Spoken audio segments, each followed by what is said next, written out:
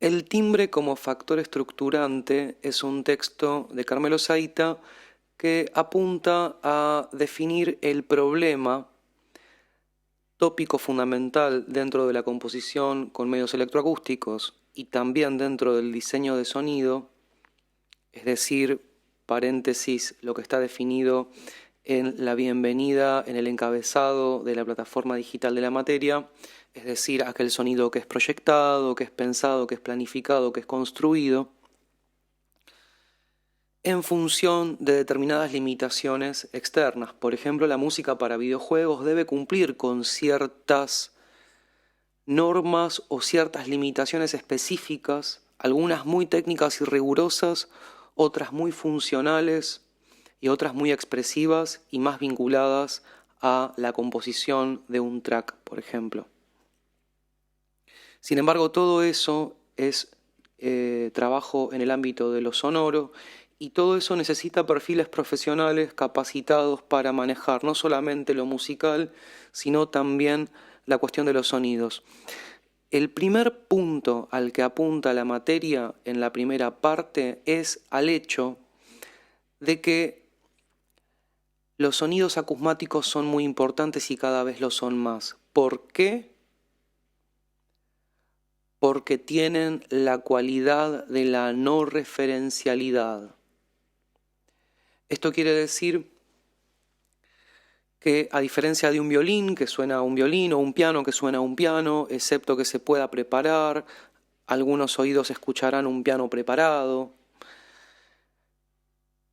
A diferencia de los sonidos cuya fuente puede ser rápidamente reconocida, los sonidos acusmáticos tienen la ventaja de la no referencialidad, son sonidos especiales, sonidos a los que no le podemos reconocer su fuente y que tienen una particularidad expresiva muy especial por esto.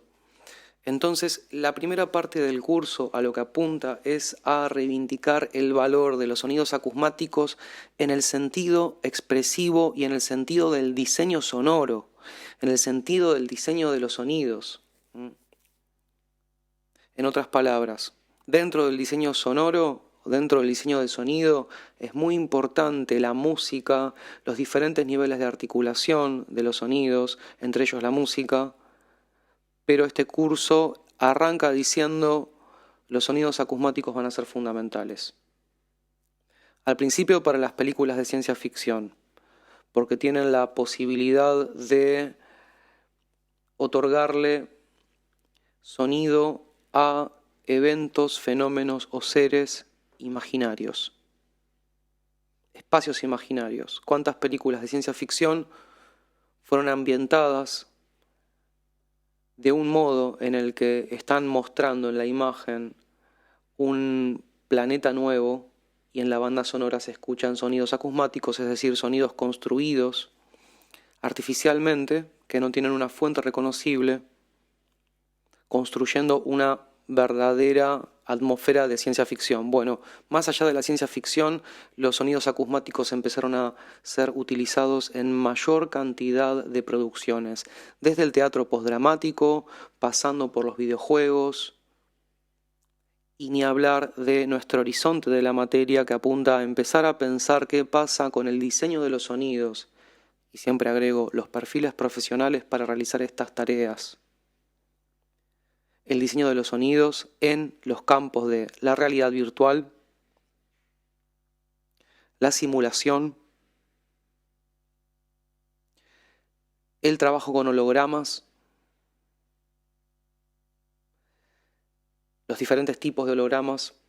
Entonces no es que vamos a estudiar en profundidad todas estas disciplinas, sino que nuestro horizonte es pensar qué pasa si tenemos que trabajar diseñando sonidos, no solamente componiendo música, componiendo banda sonora, film score, para producción audiovisual, sino también saber que existen un montón de nichos de trabajo vinculados a la producción musical / diseño de sonido específico. Por ejemplo, los videojuegos. ¿Hay industria? Sí. Bueno, ahora el mundo está en un momento muy especial. La pregunta es, ¿qué pasa con la producción de contenido? qué pasa con la producción de contenido desde la casa y desde lugares habilitados para que haya poca gente, sin público, pero con equipamiento como para transmitir por streaming en vivo o grabado como este video está siendo grabado.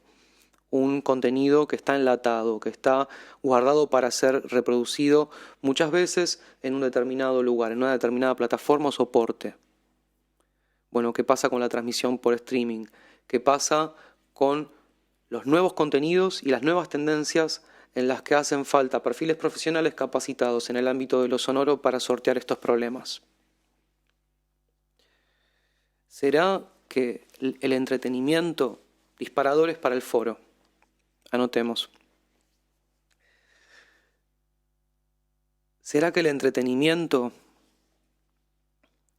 va a cambiar notablemente debido a que es muy posible que se profundice una conducta de aislamiento?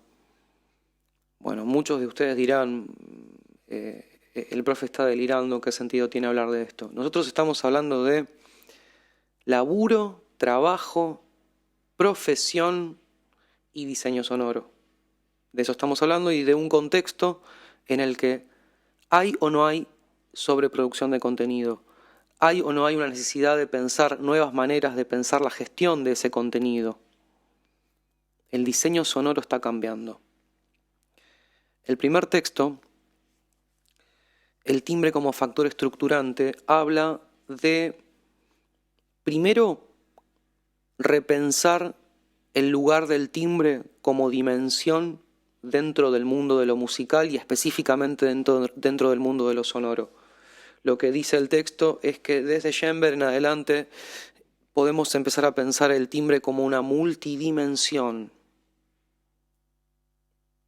dentro de la que convergen la altura y el resto de las dimensiones. La intensidad y la duración, por ejemplo. Timbre como factor multidimensional dentro del que convergen otras variables menos complejas y por lo tanto empezar a pensar una música que sea estructurada a partir del timbre. Pero claro, esto está en oposición a ¿qué? Otro tipo de estructuración. A ver quién lo sabe. Empieza con A. La altura como factor estructurante. El tonalismo, las melodías, los acordes, la conducción de voces, el tratamiento de las alturas. Obviamente, el primer debate posible que surge a partir de esto. Bueno, pero en la orquesta también hay tratamiento de timbres.